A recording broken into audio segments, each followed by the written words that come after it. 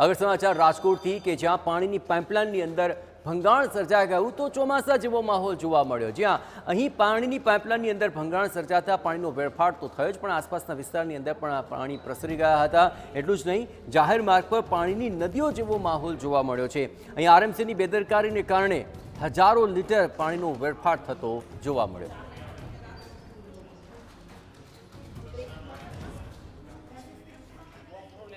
ભર ઉનાળે ચોમાસા જેવો માહોલ છે તે જોવા મળ્યો છે। રાજકોટના અમીન માર્ગના ખૂણા પર પાણીની પાઇપલાઇનમાં ભંગાણ થતા હજારો લીટર પાણીનો વેડફાટ થયો છે। આપને હું દ્રશ્યો બતાવવા માંગીશ। રાજકોટના અમીન માર્ગ રોડના ખૂણા ઉપરના દ્રશ્યો છે કે જ્યાં છેલ્લી 30 મિનિટથી પાણીની પાઇપલાઇન છે તેમાં ભંગાણ થયું છે અને તેને કારણે હજારો લીટર પાણી છે તેનો વેડફાટ છે તે થયો છે। રસ્તા પર જાણે ચોમાસામાં જે પ્રકારે નદીઓ વહે તે પ્રકારની સ્થિતિ છે તે અહીં જોવા મળી રહી છે। પ્રાથમિક દ્રષ્ટિએ કોઈ સમારકામ છે તે ચાલી રહ્યું હતું અને તે દરમિયાન આ પાણીની પાઇપલાઇન છે તે તૂટી છે અને અત્યારે પાણીનો વેડફાટ છે તે જોવા મળ્યો છે।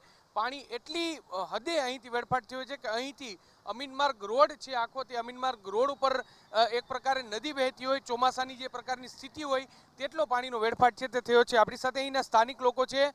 શું કહેશો આપ, જે રીતે પાણીનો અહીં વેડફાટ થતો જોવા મળીએ છે, કેટલી મિનિટથી અહીં આ પ્રકારનું ભંગાણ જોવા મળ્યું છે? સવારના 9 વાગ્યાનું આમનામ પાણી, આની પહેલા અઠવાડિયા પહેલા એવું હતું, આવી રીતના પાણી વેડફાટ થાય। કાલ રાતના કઈ ખોદ્યું હતું ને તો અટાણે સવારના નીકળ્યા, આની પહેલા એવી રીતના જ હતું। એક બાજુ પાણી મળતું નથી ને બીજી બાજુ આવી રીતના વેડફાટ કરે, આ બધા રિક્ષાઓ ધોવે અને આ ઓલી બાજુ મળતું નથી પાણી, અંબિકા ટાઉનશીપ બાજુ ને એ બાજુ, અને આ બાજુ વેડફાટ થાય છે પાણીનો।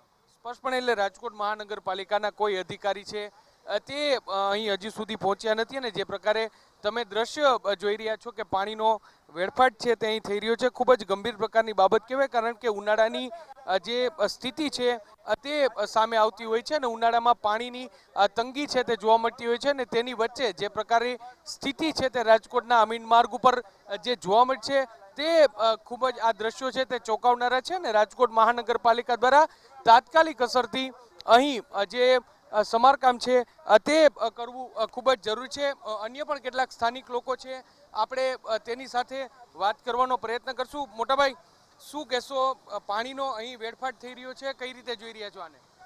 આમાં શું, આપણે તો જોવાનું જ ને, ખાલી આપણે તો શું કરવાનું, જેની જવાબદારી જે લોકો કોઈ આવતું નથી, કંઈ કરતું નથી। અત્યારે પાણી ક્યાં સુધી પહોંચી ગયું? એસ્ટોન ચોકમાં પાણી આવી ગયું છે અત્યારે। સામાન્ય રીતે અત્યારે ઉનાળામાં પાણીની તંગી હોય ને આ પ્રકારનો અત્યારે ઉનાળામાં પાણીનો કાપ આપે છે ને અહીંયા પાણી આવી રીતના વયું જાય છે, પબ્લિકને હેરાન જ થવાનું ને।